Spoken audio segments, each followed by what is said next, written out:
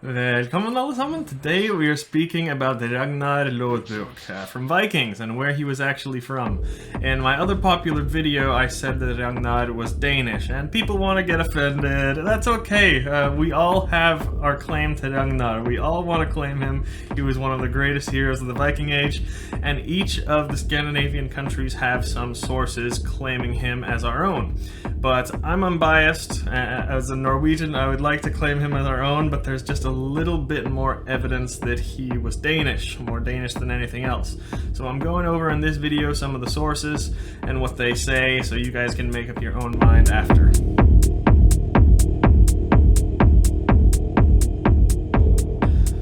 First of all, we can speak about the Icelandic sagas. All of these here, there's quite a few of them. They all mention Ragnar as the son of the Danish king Sigurd Ring, who also ruled over large parts of Sweden for most of his life and set up a throne there. So in most of these sagas, it doesn't get too specific, but for most of these, it seems like Ragnar was possibly born in Sweden. And raised in Sweden, but of course to Danish king. One of the sources, Hervarar saga, actually has Ragnar's mother as being a Norwegian princess. So those are the Icelandic sagas. There are many of those. And of course, in many of these sources, Ragnar's wife is Åslaug. We're not sure how real these sagas are because she is said to be the daughter of the legendary Sigurd and Brunhilde, who lived in the Germanic region of what is now France at the time of Attila the Hun. So that was many, many hundreds of years before the Viking Age. And this is kind of the difficult part about the Icelandic sagas. In the case of Ragnar, the Icelandic sagas are usually thought to be very historically accurate in comparison, and some of the most trustworthy sources. But when they speak about Ragnar in here, we hear about slaying dragons and mythical figures and things like that. It just makes it difficult to believe, just saying. But at least in many of the Icelandic sources, they all agree that he descends from the Danish royal line. Anyway, on to the next one, Gesta Danorum. By Saxo Grammaticus. Now, this is regarded as a very unreliable source, with confirmed lies and over-exaggerations, especially about pagan things. But in here, anyway, Ragnar is mentioned as a Danish king, plain and simple, but in this account, he actually has a Norwegian father and a Danish mother. He rules from Denmark and invaded all of these places that you know that the Vikings traveled, and in this saga, he sends his sons there, or he goes there himself. Norway, Sweden, Kiev, England, Scotland, they conquered everywhere and made his sons kings in some places. Again, this is not the most reliable source, but there you go. One of the most reliable ones that we have is actually Adam of Bremen's account, because this was one of the earliest written sources in comparison to the other, at least. It's the same story here. Ragnar was a Danish king and his sons were always involved with Danish rule somehow, no matter where they went. Fun fact, actually, if you watch Vikings, the sources about Ragnar say that they tend to use the more Icelandic sagas as the sources for that show, but if you watch Last Kingdom, Ragnar in there, they tend to use more of the Danish sources if you like those shows. Another account, this is one of the earliest ones we have about Ragnar. It's the Norman history of William, and in here, Ragnar was a Danish king, and it was the custom for Danish kings at the time to send their sons abroad to kind of get them out of the way so they don't want to start any trouble with the father's rule. And Ragnar did this also in this account, and Björn Ironside, and he ravaged Francia and went to the Mediterranean. The story you all know there. That's pretty accurate, like in the TV show. Next source, Chronicle Roskildense. This one doesn't mention Ragnar's name, but only Loðbrók, the Latinized version of that. And in here, he was the father of a Norwegian king, Ivar, and his brothers that we all know. And they got the Danes to help them invade Francia and England. This doesn't speak about Ragnar's lineage there, but it definitely seems like he had settled in Norway by this time, in the land of his wife Åslaug, and raised the kids there. Another, the Chronicle of Sven Agesen. Doesn't say much about Ragnar's lineage there either, but it mentions his name and also that his son Sigurd takes over the throne of Denmark. So this source is regarded as a very, very reliable one too, and many more of the reliable ones put Ragnar as having Danish ancestry, but living in Sweden or Norway where his father was possibly ruling. That's just what some of the sources suggest. And it was his mission to kind of come back home to Denmark and take back his rightful lineage. That's just what the sources seem to suggest, at least the most reliable ones. Finally, we have a few of the Frankish chronicles and annals that mention someone named Ragnarr, which we think could possibly be Ragnar. He is mentioned here as Norse, which generally in the sources refers to Norwegians.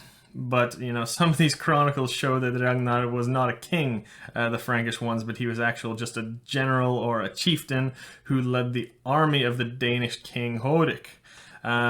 So yeah, it's difficult because a lot of these sources written by foreigners, they would not have noticed any difference between the Danes and the Norwegians. They would have called us all Norse or something like that, so that's also difficult. Perhaps the last one, the most reliable of all the sources, is the Anglo-Saxon Chronicles, because these were basically written as these events were happening, and it was just a continued book almost over hundreds of years, or at least that's what is believed. And in here, it just mentions Ragnar's sons that we all know from the story, and the great heathen army that invades. It doesn't say where they were from. Honestly, the Great Heathen Army was probably a mix of many different Scandinavian warriors, but yeah, we don't know. There are also a couple of skaldic poems that mention Ragnar, but they don't speak about his origin. That is all of them. I think I've got them all, but if you guys have any other sources that I forgot, list them down there.